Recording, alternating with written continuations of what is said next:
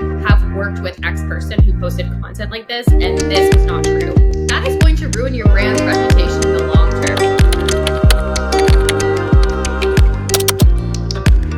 Maddie, welcome to the podcast. Thank you so much for having me, Maddie. I'm super excited to be here. I was really excited to hear you say that. Sorry. Anyway, thank you so much for being here. I'm really excited to dive right in. Why don't you start sort of at the beginning of your entrepreneurial journey?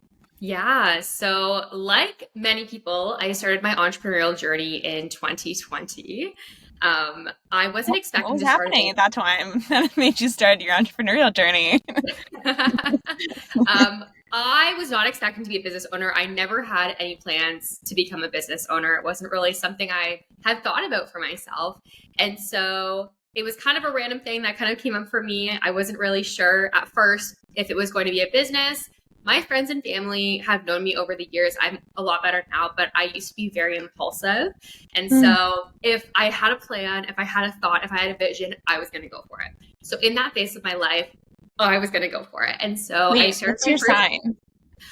I am a Pisces.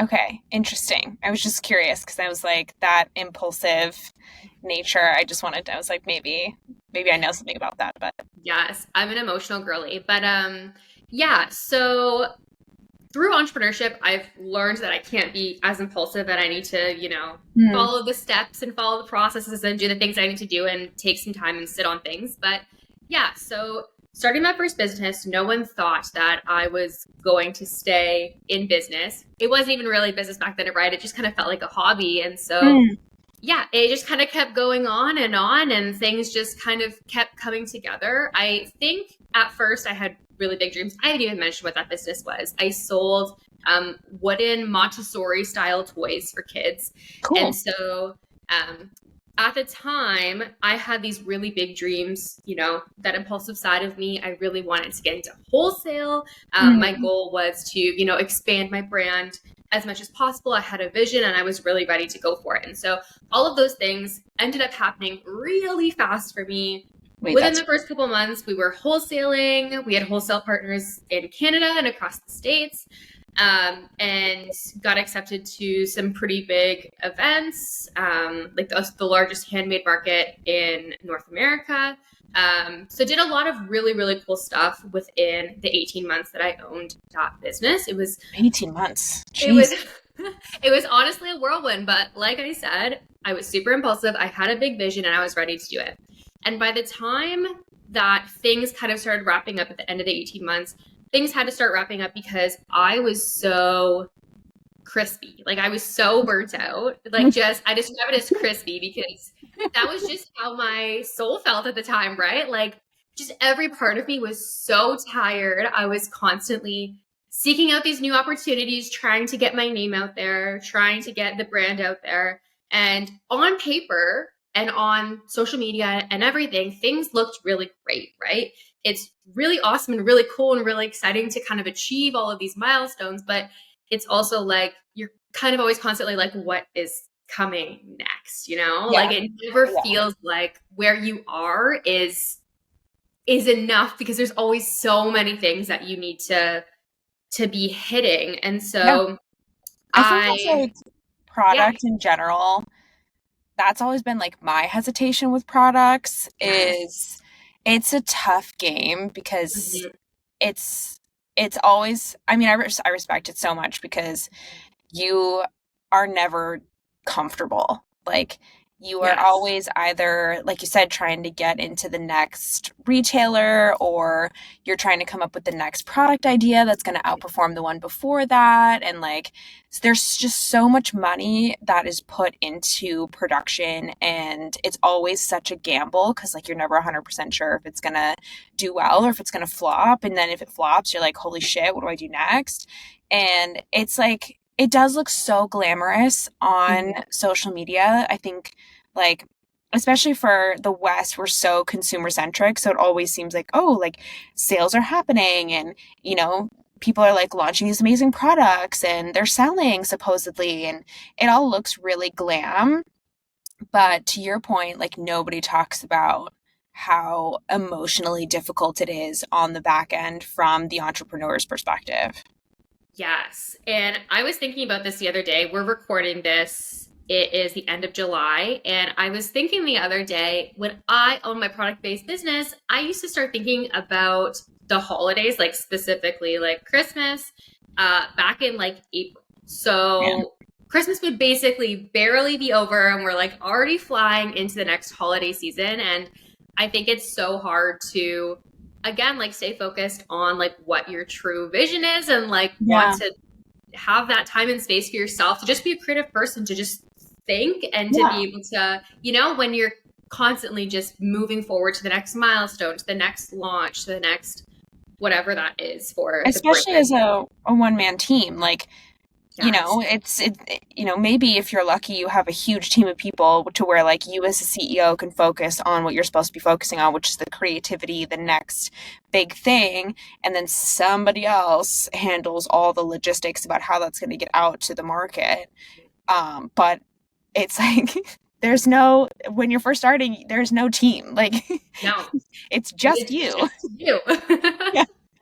It is just you. And so, yeah, I find that it always, especially with so many entrepreneurial women specifically documenting their journeys online, I find that, again, like I don't often always see the struggles that I know come with the territory, right? There are these struggles that are inherent, the things that always are kind of happening during your journey, but you don't really get to see it online. And so, yeah, I think it's been really interesting to watch people build their businesses online, build in real life. But yeah, I have been craving a little bit more authenticity and seeing like people's business failures or seeing what their setbacks are, what they're having a hard time with. But obviously that's tough because that doesn't necessarily sell, right? So I mean, I don't know, because I have such a caution around glorifying the entrepreneurial experience. Like, as somebody who is genuinely obsessed with entrepreneurialism,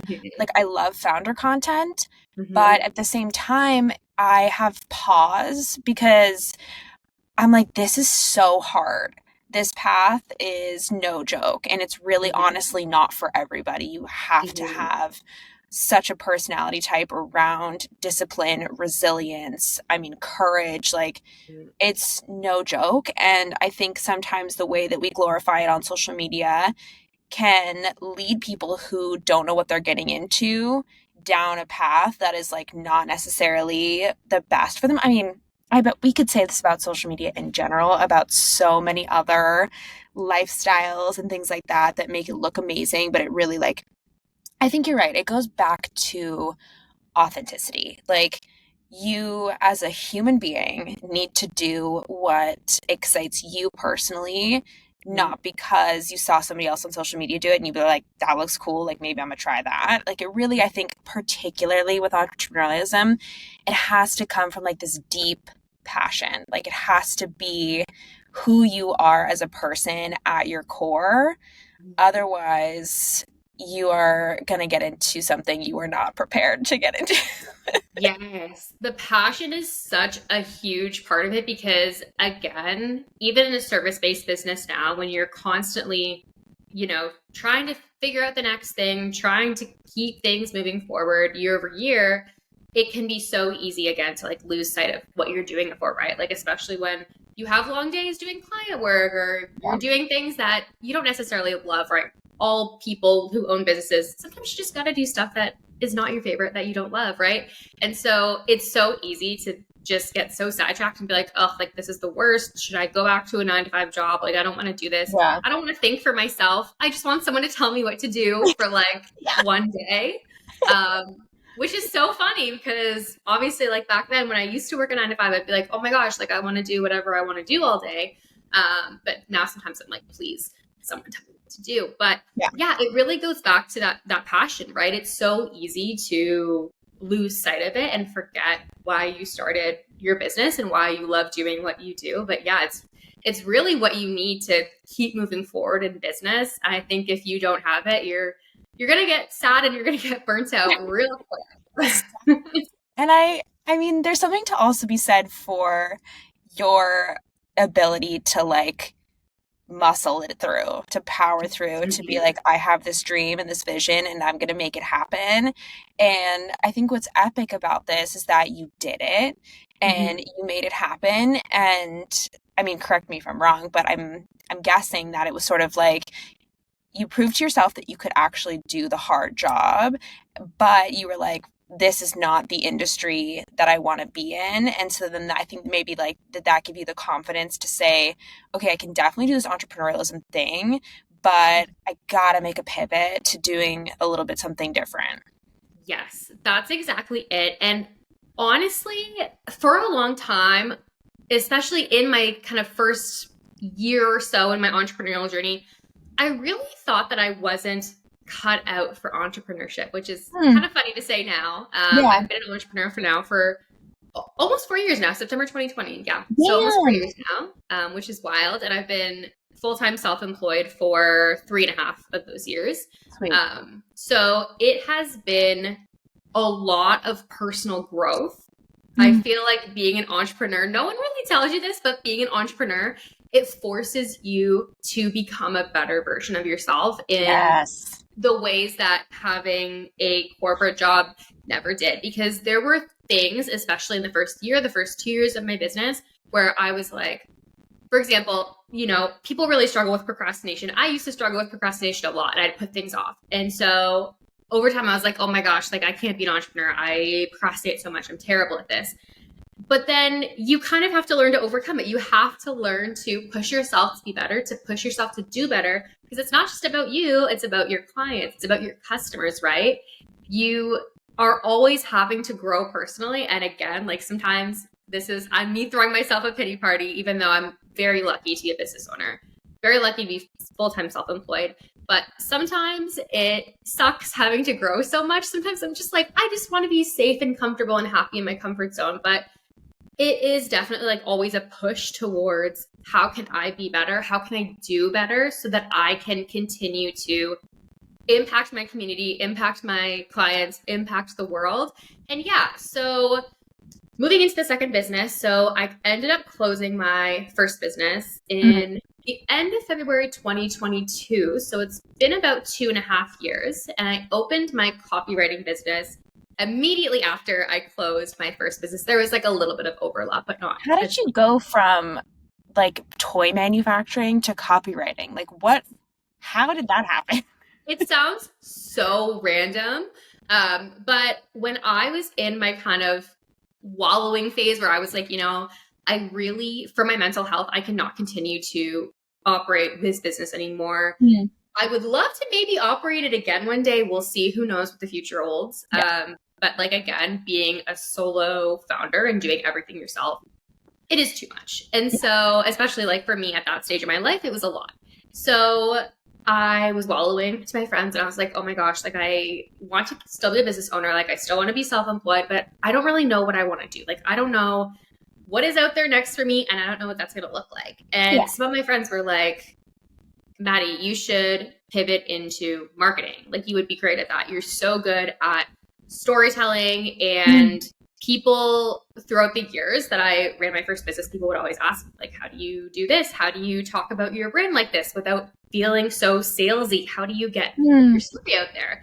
And so I was like, okay, I don't know what that looks like, but I guess we're going to figure out what that looks like. And so I did some research.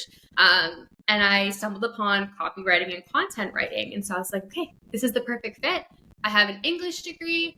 I've loved writing all my life. I've always been very into storytelling. And it honestly, storytelling as a way of marketing has always felt really natural to me. I didn't know that it was a marketing thing until after the fact that I was already starting to do it. It just felt so normal and natural. And so I decided that that was the next best step for me. I had so many small business friends who were doing incredible things. They, just needed a little bit of help with marketing themselves. I feel like as a business owner, something that I've learned that I have to do, which at the first it was really hard for me, really struggled to promote myself, right? To say like, I am the best person for this job. I am an expert. You should hire me or you should buy my product because it is the best.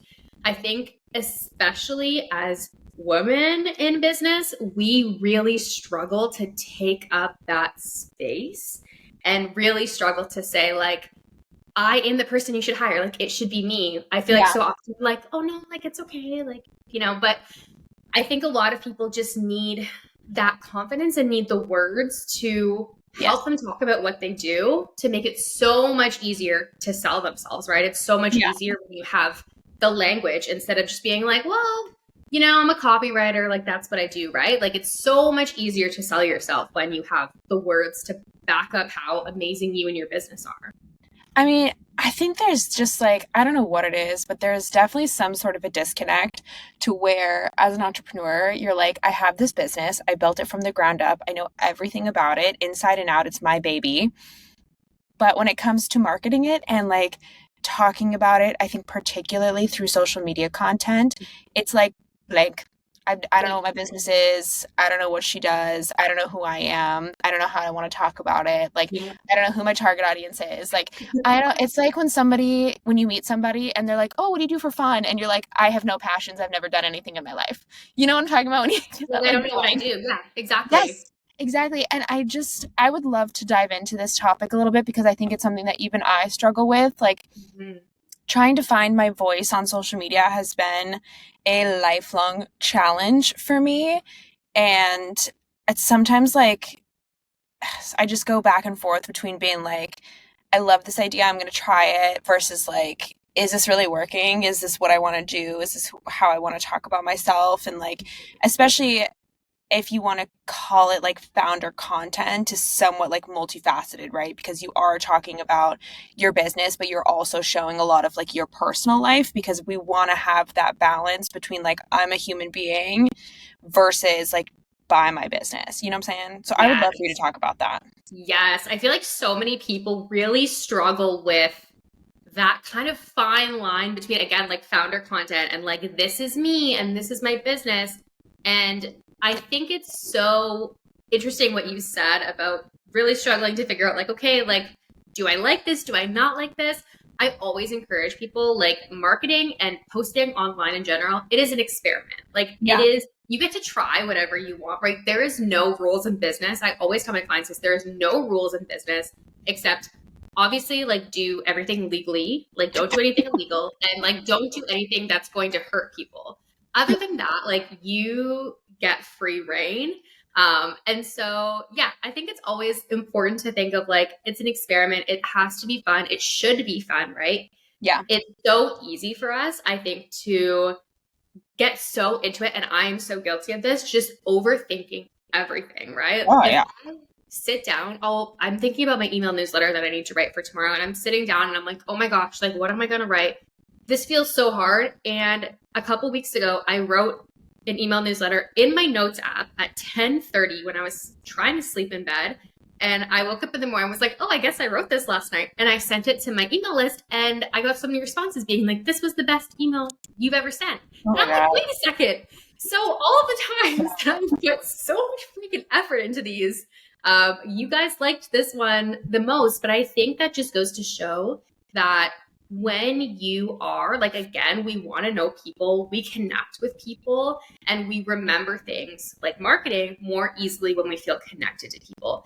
And so I think that's just such a good reminder that when you are talking about the things that you love, when you're sharing the things that you love, and you are genuinely just like, yeah, this is great, like this is good, this is fine, post it, versus like over analyzing and like stressing about like, is this good? Is this what I want to share? It's so much easier when you're in that flow state and you're just genuinely excited and happy. People can tell, right? We love to engage with people when they're excited about something, or when we can tell like, you're in your zone of genius right now. That sounds great. Everything looks great. It's really exciting. So yeah, I would definitely recommend like thinking about what excites you the most, what feels best for you, and go for that. And worst comes to worst, if you decide later that you don't like it, you just archive it or delete it. That's like the best part, is that you just get to have fun and experiment. And I think in our business, it's so easy for us to focus so much on strategy and how things look in the optics, when it's all just a big experiment until we know what works and we know what feels good for us. Yeah, and yeah, a couple things that you said that I want to highlight because I think they make a lot of sense. Like for me, I stopped worrying about what it was that I was actually making, and like I really honored those moments when I would be like, "Oh, that would be a fun TikTok idea." I would literally stop and make it, or like make sure to write it down, because I think that like those kinds of things are just like little hints from the universe to be like, try this, you know, Yes. because you never know where that's going to lead.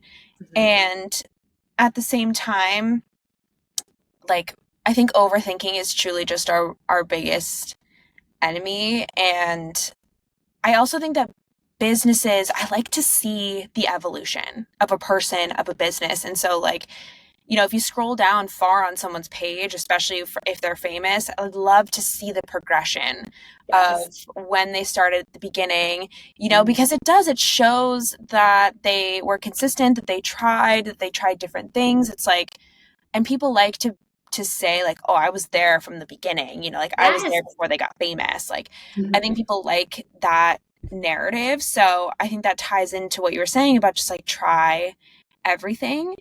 But I'm also wondering, do you have like a specific step process that you take your clients through when it comes to understanding their brand? So then you're like, okay, this is who you really are. So then this is how you can be talking about yourself. Like, you know, how do you get them to tell their story? Yes. So I find this is really interesting. I find that a lot of my clients come to me and they're like, well, I don't really know. Like, I don't know how I should be perceived. I don't really know how I should speak. And it's interesting because all of the foundations are usually there. You Mm, typically just need someone to bring those ideas out of you and to articulate them in a way that it might just be too difficult for you to articulate, right? Like it's like if you are trying to write an essay and you have all of these ideas and you need to format them correctly. And so your brain's like, mm, "Ah," like it just, you panic, right? Like you're like, I yeah. don't know. I don't know how to do this. Like I need help trying to get all of these things out. And so it is so much easier as a copywriter, right? That my clients, they know who they are under the surface, right? They just need a little bit of help to bring it to life, which is Yeah. incredible. And so for my clients, one of the biggest things that I always ask is I always ask them to picture their brand as a person or a friend. And so the reason that I do that is because obviously we talked about people want to buy from people, people want to trust people. And it's really easy to think about your brand and your business as just like this static thing that you're working on, right? Yeah. But if you're thinking about your brand as a friend and like what they would be like, what do they sound like, when do you want to hang out with them, like all of those kinds of things, it really helps you get out of that mindset of just like, okay, like it's a business to being like, okay, like this business has life, this brand has life. And Interesting. it's so much easier to write that way and so much easier to figure out what you need to say because it's just like your brand as a friend communicating with your audience, right? It's Yeah. so much easier. Wait, that's genius, because now it's Yeah. like you're able to give your brand personality. It's not just like Yes. these are our colors, that's our personality. This is our font. Yes. This is our personality. It's like you've created a holistic Hmm. person that has like a vibe and a life, and it's like a living, breathing thing instead of exactly like you said, like a static service or product that you're trying to get people interested in. Yes, it's so easy. And I feel like there are so many resources out there, like with brand colors, for example, or I always reference those brand voice adjectives lists. I don't know if you've ever seen them, but they're I always these like long lists of like 50 plus words, and it'll say like circle the ones that your brand aligns with. And it'll just list like fun or haven't. casual or adventurous. And I think with those kinds of things, and then like also when you're picking brand colors, and I know there's like color theory behind like picking different colors. And I think with that, it is so overwhelming for people to be like, okay, like I want my brand to feel fun. So I'm going to pick fun. And I want to feel casual. So I'm going to pick casual. But then people are really stuck on the execution, right? It's so easy to pick what you think it should be, and then you get really stuck on the execution of like, okay, if my brand voice is fun, if I'm supposed to sound fun, how should I sound? Like, how do I do that, right? Like, it's really tough to go from just like seeing these words to like the actual execution. And so it's really easy to really assign those kind of personality traits, those quirks to like a human brand. And then you're able to be like, okay, well, if my friend is really fun, what would they be like? What kind of activities would we do? Like, what would we text each other, right? That kind of stuff. And I feel like it's also just like, it's just like a fun exercise, right? Like it gets you outside of thinking just like on paper again about your brand as like this 2D thing, and really just being able to humanize your brand, right? That's my goal in business, is to help people humanize their brand and themselves, because it's, again, it's so easy to take yourself away from business, and it's so easy to just feel like you have to be a certain way, you have to talk a certain way, you have to show up a certain way. And so just being able to humanize yourself and your brand is the biggest thing. And I think that doing those things really helps people really make it 3D for them. Yeah, I mean, I think what the aha moment for me was when you said, like, how would I text my friend, quote unquote, as my business? Like, that really makes a lot of sense, because then that's how you're speaking as your brand. Like, how are you responding to those kinds of text messages? Like, that's really the copy aspect, which I think is so cool, because I've never thought about it that way before, but it makes perfect sense. And I'm also thinking about this in relation to like, how would I apply these techniques to, let's say, like a social media post? Do you typically like run campaigns, or are you just telling your clients like just start like posting X times a day and see what happens? Yeah, so I used to be a lot more focused on social copy. I don't write social copy anymore, except for myself. I'm mostly focused on website copy, but I do occasionally teach workshops and stuff like that about social copy. And so, my recommendation is always like thinking back to that brand voice, thinking back to how you can use that strategically to connect with your ideal audience. Because again, people want to feel seen. And when they can connect with someone who has a brand voice, no matter if your brand voice is, the examples I always see are like really big, bold brands. So like, for example, like Poppy on Instagram, right? Like the drink brand. And like a lot of those like more Gen Z, like late millennial brands often have like really big brand voices. And so a lot of people are like, oh, like you should sound like them. This is like what it should sound like. And I think so often like the nuance gets left out, that like your brand voice can be whatever you are and whatever you want it to be, right? Like it shouldn't feel like you're putting on this like fake persona or this mask to show up on social media. It should feel like you and your brand, or if your brand is not a personal brand, it should feel like your brand based on brand strategy, right? And so I always just recommend like thinking about that and deep diving into that and really just reconnecting with your brand to get excited about that stuff. Because again, like when you're thinking about social media, it's so easy to get distracted and looking at what everyone else is doing instead of thinking about like, okay, like this is how I sound, this is what I should be posting about. It's so easy to be like, well, they sound like this and it's working for them, so like, should I be doing that? Yes, right.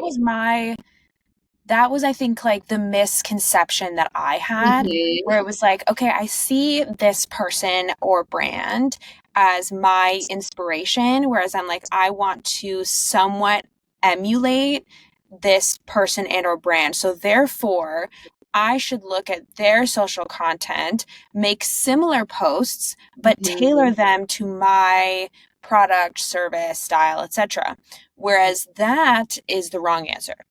And the right answer, which if you reframe your mindset around it to say like, in fact, because there's so much noise on social media, truly the only way to succeed is to be yourself, right? Because when you think about it, it's like we are all individual people and we all have friends, right? So therefore, people find us interesting, period. Like we are interesting to someone. And that could be expanded, right, to your quote unquote audience. So if we're thinking about that mentality, the logic would apply that your success instead would come from being who you like uniquely are, right? Because we're all unique individuals. So if you can instead stop trying to replicate someone else's success and instead like try your hardest to tune out the noise and focus on content that like is uniquely you, I feel like there's much more opportunity for success there. Yes. I think there is something that I have talked about social media in general. It's just this kind of like expert culture where people are like, oh, you should post these kinds of content, and like these should be your content pillars, and this should be your content strategy, and this is what you should post. And of course, it doesn't make it easier seeing other people's posts where you're like, oh, that did really well for them. This should be my strategy too, right? But again, as you said, we are all people, right? We all have friends.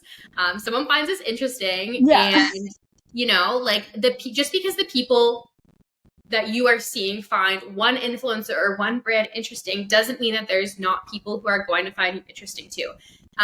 And when I was in my undergrad degree, there was this quote, and my best friend and I say it to each other all the time, and it's by C.S. Lewis, and it's something about like friendship is when you say something or you do something and someone else is like what too? I thought I was the only one.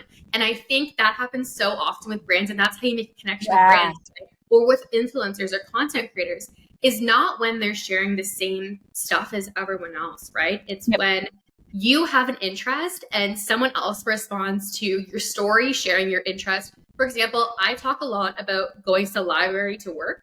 And I have influenced a bunch of people now to start going to their public libraries to get work done. And I'm here for it. So people are messaging me now, and it's like a common thing, right? But most influencers and content creators are not talking about going to the library because some people don't think going to the library is cool. But for me and my audience, right, I am connecting with them on that basis because other people aren't talking about it. And so there are groups on the internet for everything. Some of the things that I see for sale on the internet, like people's businesses, I'm like, I don't understand how anyone buys this, but there are people who buy everything. There are people for everything. And so I think that is such a good reminder that there are people out there for you, even if it's not the people you necessarily think are going to be out there for you. There are people out there for you. There are people who are going to care about your content and about your business and about what you have to say. You just have to keep speaking about it and keep talking about it and keep sharing about it, and it will happen for you. Yeah. And something I also wanted to talk about, because I think it's fascinating that you and I chatted a little bit off air, is this idea of like the hook nowadays, where people are just saying the most preposterous things or promising the most extreme things or extraordinary things that you've ever heard of to get that hook. And it's often, I think, under-delivered and over-promised. And something you and I connected on was the fact that it was like, we do not want to do that. I would rather have a small channel, but actually deliver what I'm promising and not using these like extreme hooks to get people, because I feel like it's lying a little bit and I don't love that. And I just think that like this is maybe, I don't know why nobody else is talking about this. And I wanted to make sure that you and I touch on this because it's like, we have to talk about this. Like, we have to talk about it. You know, we have to talk about it. This is one of the premises that my business was built on because I, for the last couple of years, have been tired of seeing it, right? So hooks like that you see on videos, like think about like, oh, like I made $10,000 in 3 days. Here's how I did it. Here's how you can do it too. And I think one of the reasons they became so overdone, so preposterous, I'm sure maybe in some way they had great intentions when they started, but I think what happened was people saw other people doing it and they were like, this is working for them. This is great. I should also be doing this, even if it's not necessarily true.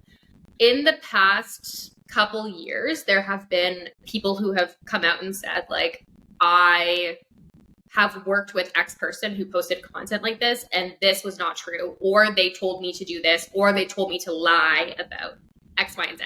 It's a whole thing. I can do some like wild podcasts and like resources that talk about this. It's honestly wild. There have been so many things that have come out in the last like couple of years that people are using these things and they're being dishonest, right? Because there's no way to really prove it, right? I honestly think that they got the idea from big brands. Like, I had this realization the other day, and I think this is where like it became a real passion topic for me. Was I was sitting on my couch, I was watching Amazon Prime, and I don't pay for it, so I get ads. And like I had a Garnier Fructis commercial that was like, use our shampoo once and we guarantee that it will reverse 7 years of damage. And I live by myself, and so I literally looked at my cat and I was like, you've got to be fucking kidding me. Like, how can they correct or something like that? It was like 3 times. It was genuinely so absurd that I was like, how can they say this? How can they scientifically say this? Yes. And then now you're seeing brands like Celsius getting through a class action lawsuit because of false advertising, where they're like, oh, drink our drink before you work out and we, guarantee that you're going to burn fat faster, which is bullshit. And it's like, deep down, when you hear those marketing tactics as a consumer, you are aware that that's bullshit. But you buy anyway because it's this like hope potentially that it's going to work. And it's sad to me to see that we've gone so far astray. It's frustrating to say the least. And it's really sad because as someone who works in marketing, my goal and my thought process is I can't promise you that you are going to make $10,000 in 3 days, right? Like, I just can't, right?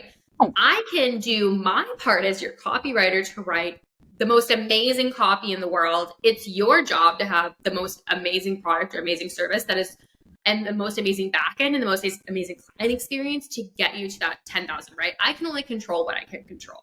Yeah. So my goal is to help you sell the thing as ethically and honestly as possible. And then it's your job to kind of get yourself across the finish line. Yeah. But you have to back that up with your product. Like, you can show up with words and excite the people about the product, but it's up to the person who made the product to back that shit up. Exactly. Like, you can't copyright your way into having a good product, which I guess you can because this is what people are doing. But again, like, in the long term, in the short term, not being honest or, sliding over details or just like, saying random facts, right, can work, right? It can work for you, but in the long term, it's not going to work, right? For example, with the shampoo, if someone tries it and they try it one time and it does not reverse 7 years of aging, or you try Celsius and you're like, this isn't working for me, that is going to ruin your brand's reputation in the long term, right? Would you rather be honest up front and grow slowly and sustainably and gain a bunch of customers and clients who will go to bat for you because you are honest and you are delivering what you say you will and you're backing it up with amazing customer service and just amazing everything? Or are you going to have really, really, really big success making those 10K in 3 days? And then over time, people are like, oh, like, actually don't work with this person. Don't buy from this person. They are going to scam you. This is terrible. So I think people, again, like, see other people and see brands do it. And they think like, this must be the way. And I know firsthand how hard it can be when you are trying so hard to be so honest and transparent in your marketing. It can be really frustrating because you see other people who are being a little bit less honest or taking some liberties and you're like, well, it's working for them. But I mean, at the end of the day, it would be really hard for me to sleep at night if I wasn't being honest. And again, like, it's not worth it in the long run, ruining your brand's reputation and potentially even not being able to have a brand because people are suing you or not working with you or not buying your stuff. So it's like, I mean, it's almost like if you were to take the easy way out, right, and just like straight up lie or, state preposterous statements about your product, you probably do grow fast, right? And I think that people started to catch on to this, particularly with TikTok. The ability to rise so quickly on TikTok, I think, encourages this type of behavior. But it's like, if I'm looking at it from like, or thinking about it from like a graph perspective, right, you have like that hockey stick where you're like, lie and then like major sales. Whereas the opposite is more of like this steady incline where it's slower, but like you said, over the long run, you will build a more credible and loyal customer base through doing things correctly. Simply, I mean, I just feel like we have gone so far astray from the reason that we create products and services is to help people. We want to, that's where it comes from, right? Like there's some sort of a problem that we are trying to solve, and it gets lost because of fear. We're scared as entrepreneurs. We're like, holy shit, I have this huge project. And I'm like, if I don't sell, I'm going to have to either, forfeit the business or like go back to my 9 to 5 and like tell my family that I'm a failure. And that fear, I think, makes us do crazy shit. And it encourages, I think, like that type of behavior. Whereas, maybe like in the short term, you'll see great success, but like you said, eventually it'll drop down. Whereas if you do it the correct way, I think you'll see a much greater return on your investment. It'll just take longer.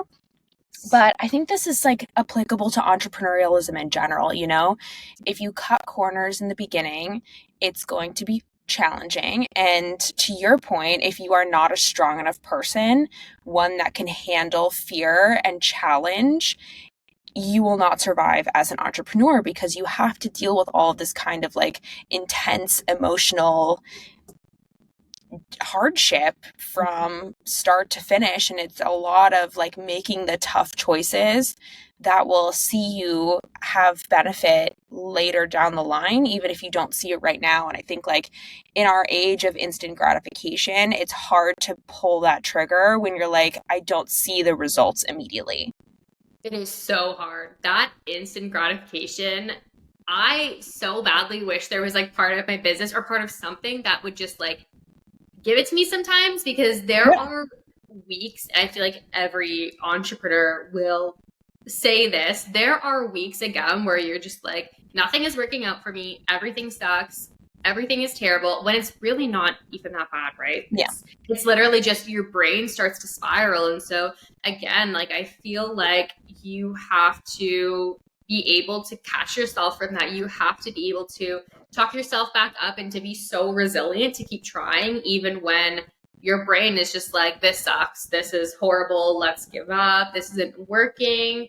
It's really hard. And again, like tying back into that online piece and seeing other people posting about their success or what they say is their success, right? We don't always know what's right. True, not true. And so I think for a lot of people, it can be very stressful to see like, oh, well, I did this in this number of days, but you're sitting over and you're just like, oh, well, I haven't had a client in the last couple of weeks. What do am I doing something wrong? Like, is there something wrong with me? But really, it's just that you just need to hold on and get through it, which is, again, like, it's so uncomfortable. Being an entrepreneur is so uncomfortable sometimes. Like, it doesn't feel good a lot of the time.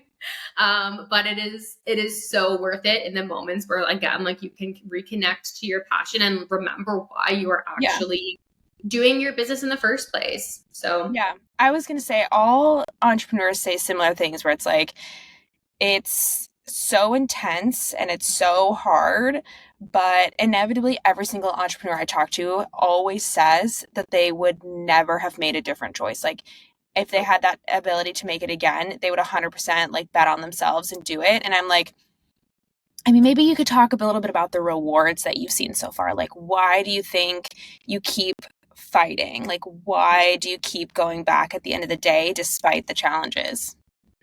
That's a really interesting way to put that, because I feel like it's one of those things where I'm just like, well, I can't, like, I have to keep doing this, which is really interesting because as we talked about before, like I used to be very impulsive. So I feel like my impulsive self would probably just be like, well, I'm done with this. Like, I'm not doing this anymore. Yeah.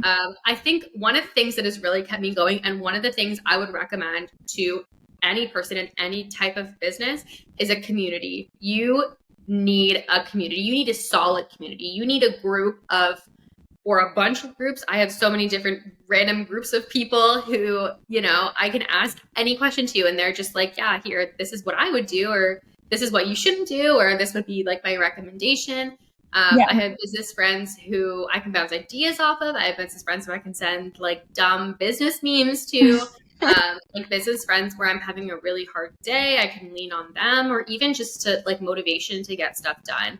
It is so important to have a community, and I think especially in the age where we're all kind of at home all the time, especially like as entrepreneurs, it's a lot of us are working, you know, from our desks at home or wherever you're working.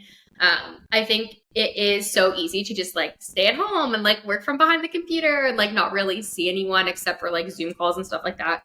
And so seeing people in person and going to events and networking in person and even just meeting other entrepreneurial friends for coffee has been really huge. I think knowing that you're not in it alone and knowing that no matter what, there's a community behind you is something that definitely keeps me going, because if it was just me, I would be like, this is the worst thing in the world.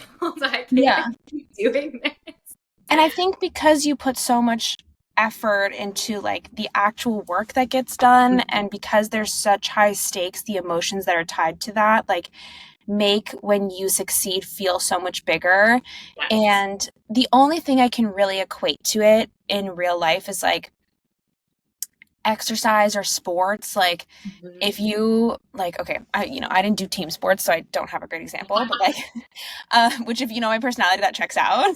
But like when I was doing like weightlifting, for example, you know, you work so hard and like physically you are working hard, but when you hit like a new personal best, when you're like, you know, like let's say you've been deadlifting, you know, X amount of pounds, or in your case, kg, for weeks, and you just haven't been able to come past it. And then suddenly like one day you're at the gym and you finally do the thing and you're like, holy shit, I did it.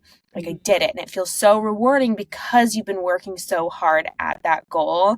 And then to finally hit it, it's like, yes, you know, and I imagine that for you, you know, you had a really successful interaction with a client or something like that. And that is next level rewarding, as opposed to something like just at your 9 to 5 where you're like, yeah, I turned in that paper, you know?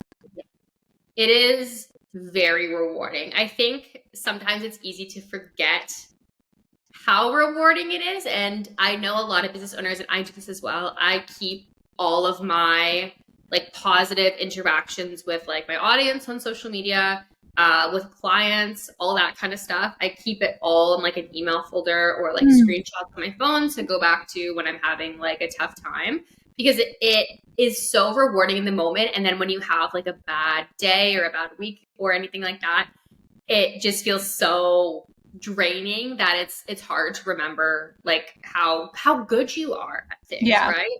Especially when you're putting out fires in your business, you're dealing with whatever's coming up that week. It can feel really difficult to remember, again, like why you started, why you're doing this, and that you're actually good at what you do. Yeah. Because when you are the main person who is giving yourself validation, right? Like when I would work in my 9 to 5 job, my boss would be like, okay, you're doing a good job, or you need to, you know, fix X, Y, and Z.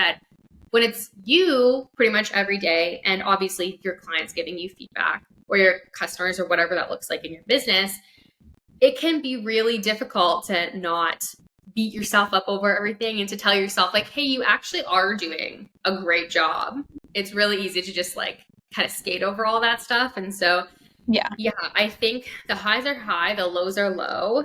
And yeah, it's something I would never, I don't think, purposely give up if I could. I just think that it is so incredible being able to put something together yourself and to see it through all the way to the end.